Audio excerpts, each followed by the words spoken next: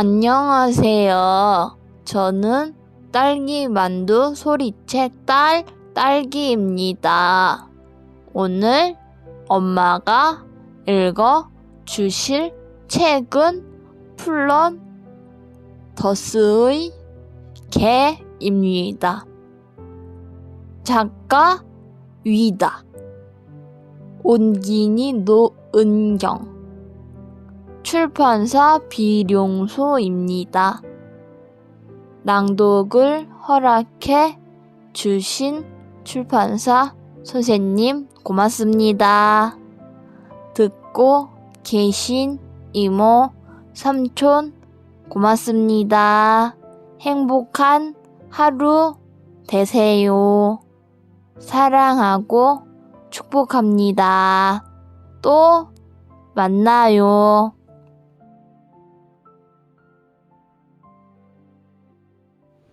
안녕하세요. 저는 딸과 함께 책 읽는 엄마 소리책입니다.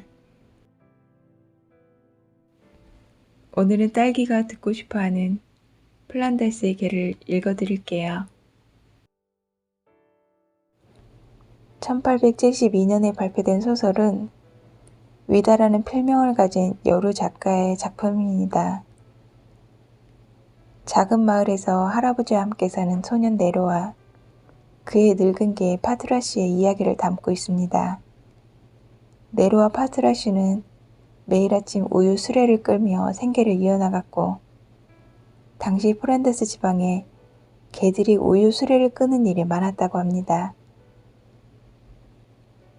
네로는 할아버지가 돌아가시고 나자 파트라시와 함께 마을에서 쫓겨나고 맙니다.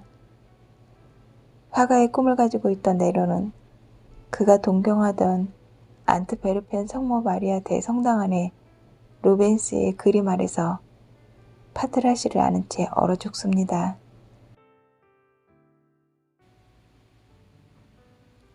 넬로와 파트라시는 세상에 홀로 남겨진 외톨이였습니다. 둘은 피를 나눈 형제보다도 더 가까운 사이였죠. 몸집이 자그마한 넬로는 아르덴에서 태어난 사내아이였고 덩치가 커다란 파트라시는 플란다스 지방에서 흔히 볼 수 있는 개였습니다. 살아온 시간의 길이로 치자면 둘은 동갑내기였어요. 그래도 하나는 아직 어렸고 다른 하나는 이미 늙었지요. 둘은 늘 함께 지냈어요. 둘 다 부모가 없었고 몹시도 가난했으며 그리고 한 사람의 손에 의지하여 살았거든요. 그렇게 둘 사이를 잇는 인연의 끈, 다시 말해 우정이 시작되었던 거예요. 둘이 커가면서 정은 나날이 더욱 깊어져 단단하고 굳건한 우정이 되었습니다. 둘은 서로를 아낌없이 사랑했지요. 넬로와 파트라시는 어느 작은 마을 변두리에 있는 조그마한 오두막에서 살았습니다. 안트베르펜에서 조금 떨어진 플란다스에 있는 마을이었지요. 넓게 펼쳐진 목초지와 밭 한가운데 마을이 있었고 마을을 가로지르는 커다란 운하를 따라 포플러 나무와 오리나무가 길게 늘어서서 바람에 살랑거리는 곳이었어요. 마을에는 농가가 20채가량 있었습니다. 밝은 녹색이나 하늘색 덧문에 장밋빛 혹은 검은색과 흰색이 섞인 지붕과 햇살을 받아 눈처럼 하얗게 빛나는 담벼락이 어우러진 집들이었어요. 그리고 그 마을 한가운데 이끼가 살짝 낀 비탈진 곳에 풍차가 서 있었어요. 그저 밋밋한 한 시골 풍경 속에서 풍차는 이정표 노릇을 했어요. 예전에는 풍차 전체가 온통 예쁜 주홍색이던 때가 있었습니다. 하지만 그것은 반백년 혹은 그보다도 더 옛날 나폴레옹의 병사들을 위해 밀가루를 빻던 시절의 이야기지요. 풍차는 비바람과 따가운 햇살에 시달려 이제는 붉은 갈색으로 변해버렸습니다. 이따금 제멋대로 움직이기도 했어요. 마치 늙어서 류마티즘에 걸려 뻣뻣해진 관절처럼 말이죠. 그래도 마을 사람들에게 이 풍차는 요긴 했습니다. 여기 사람들은 이 풍차를 놔두고 다른 곳에서 곡식을 빻는 일을 불경스럽게 여겼으니까요. 풍차 건너편에 있는 작은 회색 성당 대신 다른 곳에서 기도를 드리는 것만큼이나 말이죠. 작은 회색 성당에는 원볼 모양의 뾰족탑과 아침, 점심, 저녁으로 올리는 종이 하나 있었습니다. 그 종은 나직하면서도 공허한 슬픔이 묻어나는 오묘한 소리를 냈지요. 유럽 북해 연안의 낮은 지대에 있는 종이라면 늘 이런 멜로디를 만들어냈습니다. 넬로와 파트라시는 태어나서 이제껏 대부분을 그 작고 구슬픈 시계 종소리가 들리는 어느 외딴 오두막에서 살았어요. 오두막 앞으로는 푸른 들판이 잔물결 하나 없는 잔잔한 바다처럼 펼쳐져 있었어요. 그리고 들판 저 너머 북동쪽으로는 안트베르펜 성당에 뾰족탑이 우뚝 솟아있는 게 보였습니다. 오두막에는 몹시 늙고 가난한 노인이 살았어요. 이 집은 바로 예안다스 할아버지의 집이었지요. 젊었을 때는 군인이었던 할아버지는 황소가 밭고랑을 짓밟듯이 전쟁이 이 땅을 뭉개버린 일을 생생히 기억하고 있었어요. 할아버지는 상처 입은 몸만 갖고 빈손으로 전쟁터에서 돌아왔습니다. 그때의 상처 때문에 다리를 절게 되었죠. 예안다스 할아버지가 80살이 되었을 무렵 소도시 스타벨로트 근처에 아르덴 지방에 살던 딸이 죽으면서 할아버지에게 2살 난 아들을 남겼습니다. 할아버지는 자기 한 몸 먹고 살기도 힘들었지만 묵묵히 손자를 맡아서 키웠어요. 그리고 이 아이는 곧 할아버지에게 둘도 없는 소중한 기쁨이 되었습니다. 니콜라스의 애칭인 넬로라는 이름의 이 아이는 무럭무럭 잘 자랐어요. 할아버지와 넬로는 비록 좁고 보잘것없는 오두막에서 살았지만 만족했습니다. 사실 오두막은 정말 허름하기 그지없는 손바닥만한 흙집이었습니다. 하지만 파도에 씻긴 조과비처럼 하얗고 깨끗했으며 콩과 허브와 호박들을 심은 자그마한 텃밭에 둘러싸여 있었지요. 할아버지와 넬로는 정말 무어라 말할 수 없이 가난했습니다. 끼니거리가 없는 날이 허다했죠. 풍족한 것이라고는 없었어요. 먹을 것이라도 넉넉했더라면 마치 천국에라도 있는 듯 여겼을 것입니다. 형편은 어려웠지만 할아버지는 손자를 무척이나 상냥하고 다정하게 대했어요. 넬로는 마음씨가 진실하고 순수하며 고왔지요. 할아버지와 넬로는 딱딱하게 굳은 빵 한 조각, 양배추 몇 입에도 기뻐했으며 그 이상의 것을 탐내지 않았습니다.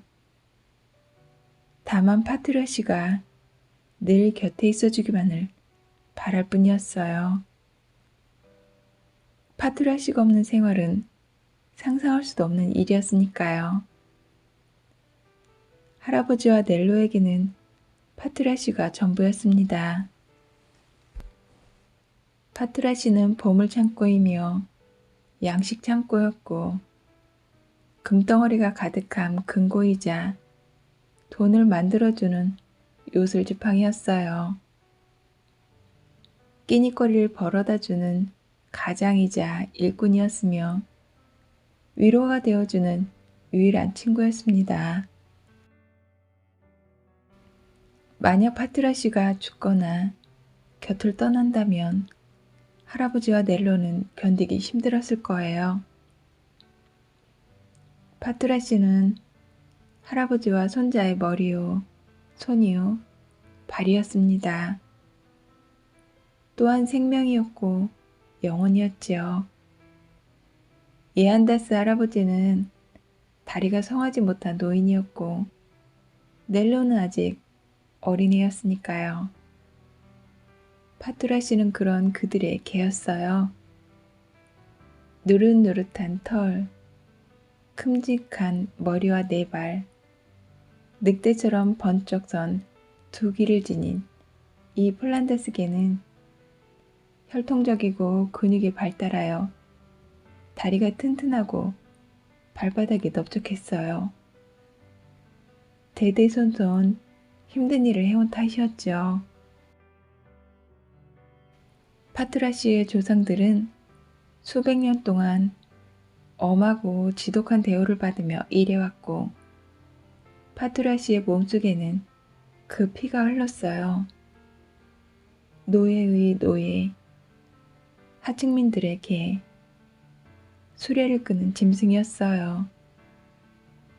짐 마차를 끄느라 살가죽이 벗겨져 피가 줄줄 흐르면서도 개들은 그 고통을 묵묵히 참으며 살았지요. 그러다가 거리의 차디찬 돌바닥에서 죽음을 맞는 것이 바로 폴란드스 개들의 운명이었습니다. 파트라시 어미는 평생 고된 일을 하며 살다가 죽었어요.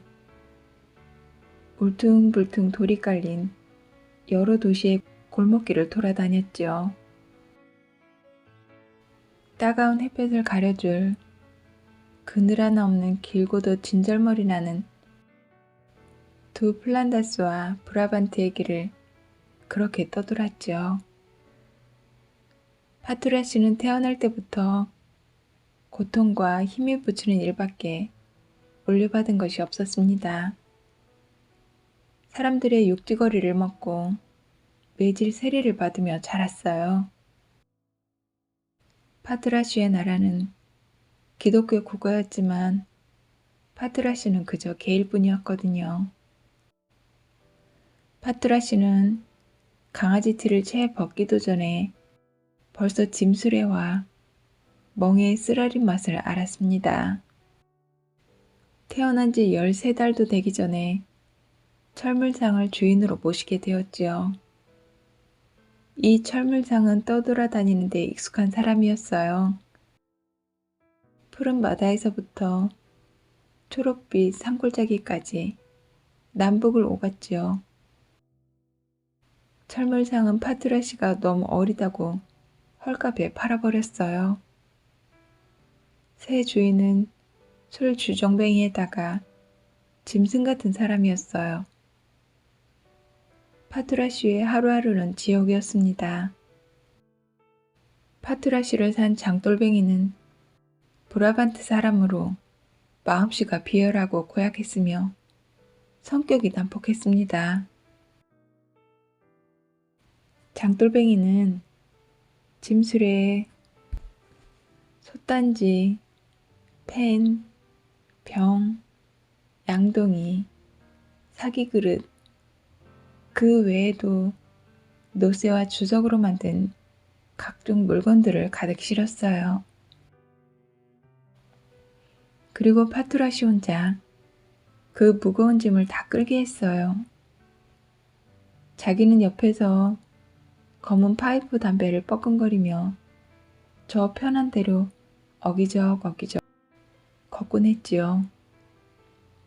그러다가도 길에서 선술집이 눈에 띄면 꼬박꼬박 들르곤 했습니다. 다행인지 불행인지 파투라 씨는 아직 힘이 셌어요. 그렇듯 잔혹하게도 일을 시켜도 견뎌낼 수 있는 무쇠같이 단련된 핏줄을 타고났으니까요. 그런 탓에 파투라 씨는 욕지거리를 듣고 채찍질을 수없이 당하면서도 무지막지한 짐을 끌 수 있었지요. 목이 타고 굶주리고 매우 피곤했지만 그럭저럭 죽지 않고 비참하게 목숨을 이어간 거예요. 4발 달린 짐승 중에서 가장 인내심 강하고 일 잘하는 짐승에게 플란다스 사람들이 주는 품삯으로는 고통뿐이었지요. 이 지긋지긋하고 죽을 것만 같은 고통의 세월이 2해나 더 흐른 어느 날이었어요. 파투라 씨는 먼지가 풀풀 날리는 길을 따라 여느 때처럼 걷고 있었습니다. 정취라고는 없이 곧장 뻗은 길이었죠. 그 길은 도시 루뱅으로 이어졌어요. 때는 한여름이라 숨이 턱턱 막히도록 더웠어요. 짐수레에는 금속이나 도기로 된 온갖 물건들이 수북하게 쌓여 있어 끔찍하게 무거웠지요. 하지만 주인은 파투라 씨의 고통에도 아랑곳 않고 빈둥거리며 걷고 있었어요. 그나마 날씨가 더운 게 다행이었습니다.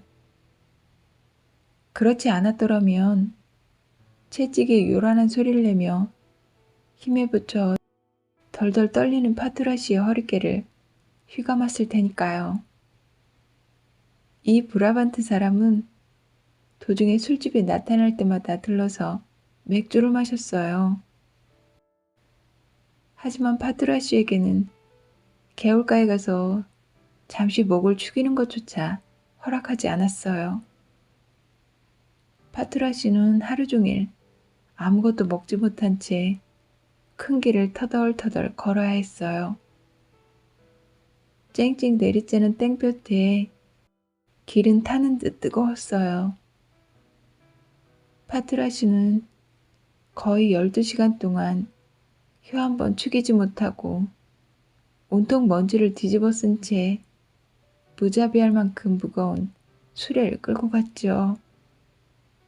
그러다 보니 어느새 감각이 마비되어 버렸어요. 파투라 씨는 태어나 처음으로 비틀거리며 입에 거품을 물고 쓰러졌지요. 파투라 씨는 따가운 햇빛이 쏟아지는 흙먼지가 덮인 허연 길 한가운데 쓰러져 있었습니다. 파투라 씨는 곧 죽을 듯이 아팠고 조금도 움직일 수가 없었어요. 그러자 주인이 자기 약통에 있던 유일한 약을 주었죠. 그 약이란 바로 발로 차고 욕설을 퍼붓고 참나무 몽둥이로 매질을 하는 것이었어요. 이 약은 파투라 씨에게 주어지는 유일한 급료이자 보상이었어요. 음식과 물 대신에 말이죠. 하지만 파투라 씨는 이미 그 어떤 고통도 그 어떤 욕설도 닿을 곳이 없는 곳에 있었습니다. 그저 여름날에 희뿌연 흙먼지를 뒤집어 쓰고 죽은 듯이 누워 있었죠. 잠시 뒤 이 브라반트 출신의 사내는 제 아무리 파투라 씨의 갈비뼈를 후려치고 귀에 욕설을 퍼부어도 소용이 없다는 것을 깨달았어요. 이 짐승은 이미 목숨이 끊어졌거나 아니면 거의 끊어져 쓸모없을 거라고 생각하게 된 거죠. 누군가가 장갑이라도 만들려고 살가죽을 벗기지 않는 한 말이에요. 사내는 작별 인사 삼아 욕을 마구 퍼부었어요. 그리고는 수레에 연결된 가죽끈을 빼더니 파투라시의 몸뚱이를 발로 밀어 길가의 풀숲에 버렸습니다. 그래도 성에 차지 않는 듯 사내는 사나운 욕지거리를 뱉어가며 오르막길을 따라 짐수레를 끌고 느릿느릿 사라졌습니다.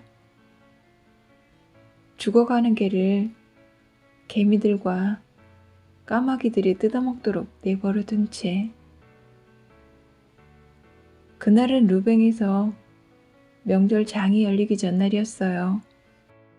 이 브라반트 사내는 좋은 자리를 차지하고 싶은 욕심에 노그릇을 실은 수레를 끌고 서둘러 장터로 향했어요. 사내는 분해서 어쩔 줄 몰라 했죠. 힘세고 참을성 있는 파투라시를 잃은 게 아까웠으니까요. 하지만 그보다는 루뱅으로 가는 동안 수레를 끄는 힘든 일을 이제 자기가 해야 한다는 게 그야말로 분통이 터졌습니다. 그렇다고 다시 돌아가 파투라시를 돌봐야겠다는 생각은 눈꼽만큼도 없었죠. 어차피 그 짐승은 죽어가고 있었으니까요. 이제 쓸모없는 파투라시 대신 어쩌다 주인 없는 곳에서 혼자 어슬렁거리는 덩치 큰 개라도 보이면 훔쳐다 부려먹어야겠다고 마음먹었습니다. 사실 사내는 파투라시도 공짜로 부려먹었지요. 2년이라는 길고 잔혹한 세월 동안 동이 틀 때부터 날이 저물 때까지 한시도 숨 돌릴 틈조차 주지 않고 부려먹었던 거예요. 여름이든 겨울이든 궂은 날씨든 맑은 날씨든 상관없었어요. 파투라시는 제법 쓸모가 있었죠. 그리고 덕분에 사내는 돈도 좀 벌었고요. 하지만 이 사내는 제 욕심을 챙기기에 급급한 인간이었습니다. 그래서 자기는 루뱅에 가서 구걸하고 도둑질하고 희희낙낙 먹고 마시며 춤추고 노래하려고 길을 재촉하면서도 가여운 파투라시는 시궁창에 내팽개쳐 두었던 거죠. 다 죽어가는 개 한 마리한테 그저 짐수레를 끄는 개 한 마리한테 시간을 낭비해야 할 이유가 이 사내에게는 조금도 없었으니까요. 개의 고통 따위에 신경 쓰느라 한 줌의 동전, 한바탕의 웃음을 아깝게 잃을 이유가 없었죠. 파투라시는 초록빛 풀이 무성한 도랑에 처박혀 그냥 그렇게 쓰러져 있었어요. 그날따라 길은 분주했죠. 수많은 사람들이 걷거나 노새를 끌고 혹은 수레나 마차를 타고 유쾌하게 서둘러 루뱅으로 향했습니다. 파투라시를 본 사람들도 덜어 있었지만 대부분은 눈길 한번 주지 않은 채 그냥 지나쳐갈 따름이었죠. 어쨌거나 기껏해야 죽은 개였고 그런 일은 브라반트에서 정말 하찮았으니까요. 어쩌면 세상 어느 곳에서도 하찮은 일일지도 모르지요. 한참 뒤에 명절을 즐기러 가는 사람들 사이로 초췌한 할아버지가 걸어왔죠. 할아버지는 등이 굽었고 다리도 절름거렸어요. 축제에 가는 차림이 전혀 아니었어요. 보는 이의 가슴을 저밀 정도로 가련하고 남루한 모습이었습니다.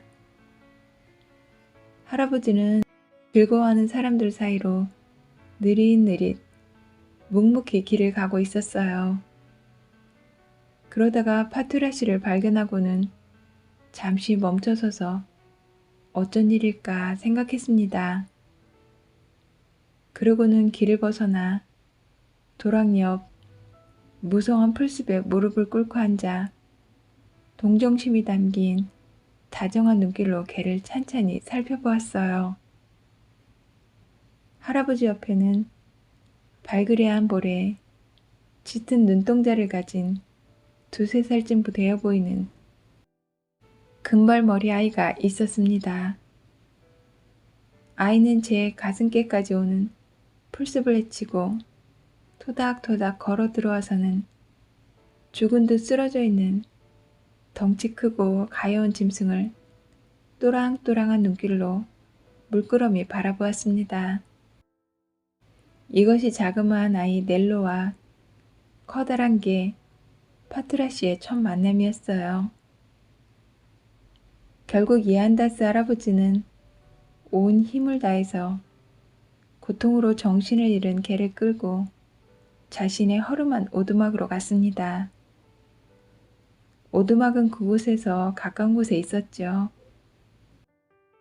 할아버지는 지치고 열에 들떠 정신을 잃은 이 병든 개를 정성껏 돌보았어요. 파투라시는 서늘한 그늘 밑에서 휴식을 취한 덕분에 시간이 지나면서 정신이 들었습니다. 튼튼한 황갈색의 네 다리로 비틀거리며 다시 일어서게 되었습니다. 파투라시는 여러 주 동안 죽을 듯이 앓았습니다. 기운도 없고 몸이 아프고 쓰라렸어요. 하지만 신기하게도 그렇게 쉬는 동안 한 번도 욕설을 듣지 않았고 아픈 매질도 당하지 않았습니다. 다만 안쓰러워하는 어린아이의 목소리와 할아버지의 다정한 손길만을 느낄 뿐이었죠. 파투라시가 앓는 동안 외로운 할아버지와 해맑은 넬로는 파투라시를 돌보는 데 익숙해졌어요. 파투라시는 오두막 한쪽 구석에 마른 풀을 쌓아 만든 곳에서 잠을 잤어요. 할아버지와 넬로는 캄캄한 밤이면 파투라시의 숨소리에 귀를 기울였어요. 파투라시가 살아있음을 알려주는 소리였으니까요. 그리고 마침내 파투라시는 크게 짖을 정도로 건강해졌습니다.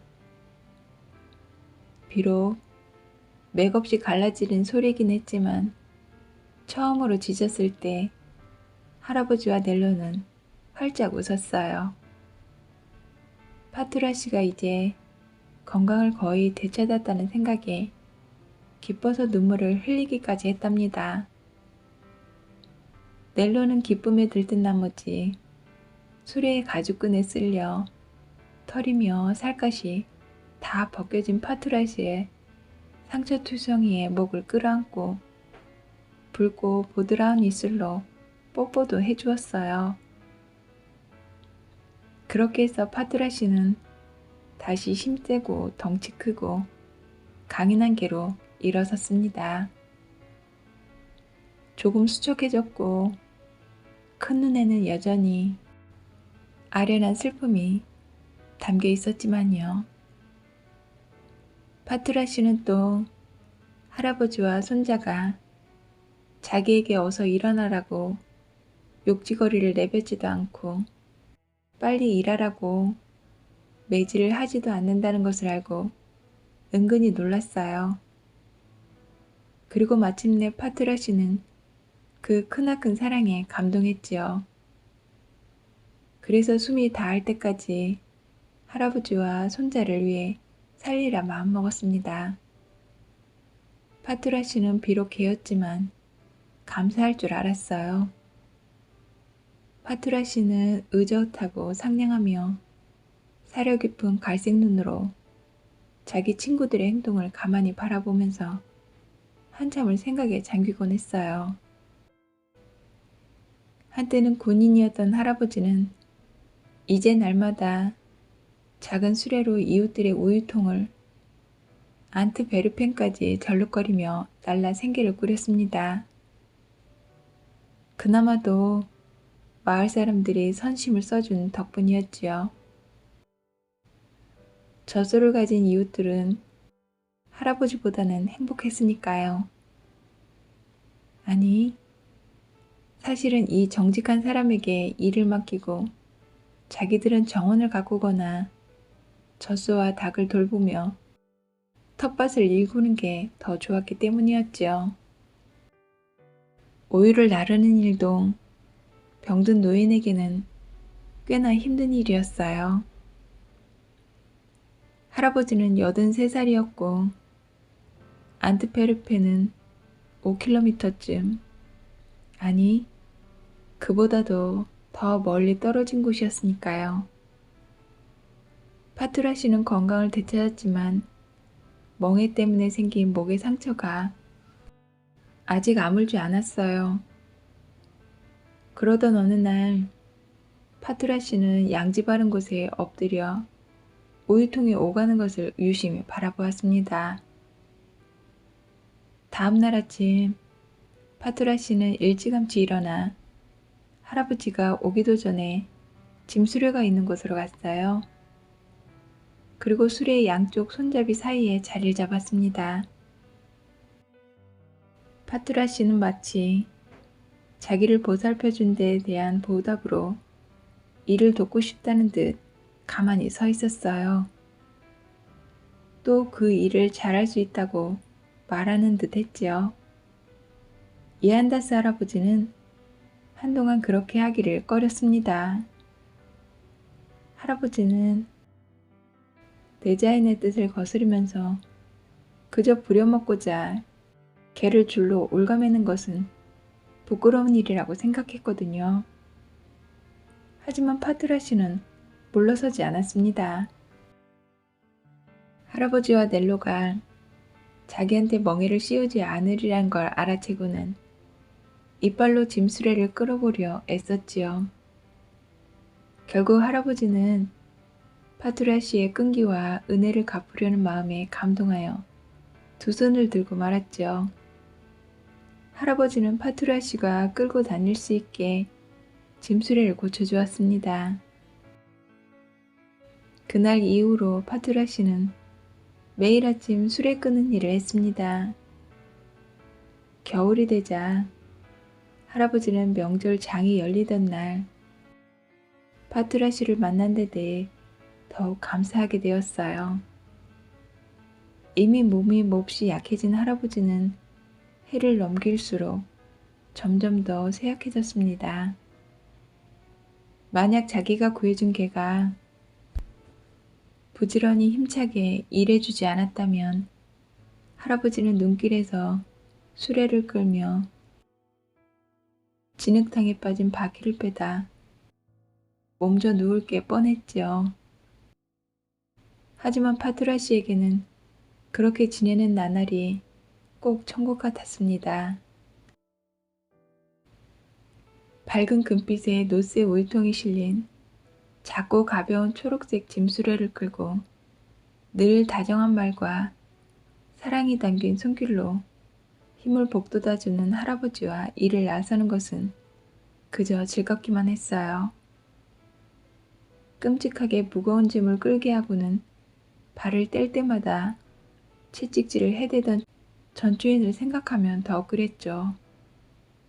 게다가 오후 3시경이면 일이 끝났기 때문에 그 다음부터는 하고픈 대로 해도 되었어요. 양지에서 낮잠을 자고 늘어지게 기지개를 펴도 되었지요. 또 들판을 돌아다니며 넬로와 장난도 쳤고 다른 개들과 놀기도 했어요. 파투라 씨는 정말 행복했습니다. 이러한 파투라 씨의 평화를 지켜주려는 듯 전주인은 매일 내내 명절장에서 술에 취해 싸우다 죽고 말았어요. 그래서 이제 새로운 곳에서 사랑하는 사람들과 함께 사는 파투라 씨를 찾아와 해방 놓을 일은 없어졌지요. 그리고 몇 년이 흘렀습니다. 절룩거리면서도 늘 함께 일을 나서던 이안다스 할아버지는 더 이상 짐수레를 따를 수 없게 되었어요. 류머티즘으로 힘을 잃었거든요. 그래서 이제 갓 6살이긴 해도 여러 번 할아버지를 따라다닌 덕에 안트페르펜을 구석구석 잘 알고 있는 넬로가 할아버지를 대신하게 되었어요. 넬로는 우유를 팔고 잔돈을 거두어 우유 주인에게 가져다 주는 일을 성실하게 해냈습니다. 그런 넬로를 사람들은 누구나 좋아하게 되었죠. 이 어린 안드레센 소녀는 생김새가 무척 고왔습니다. 선하고 깊은 밤색 눈동자와 발갛게 홍조를 띤 얼굴에 특히 목 언저리에서 살짝 비친 금발머리가 사랑스러웠지요. 그래서 넬로와 파투라시가 지나가면 많은 화가들이 둘의 모습을 그렸습니다.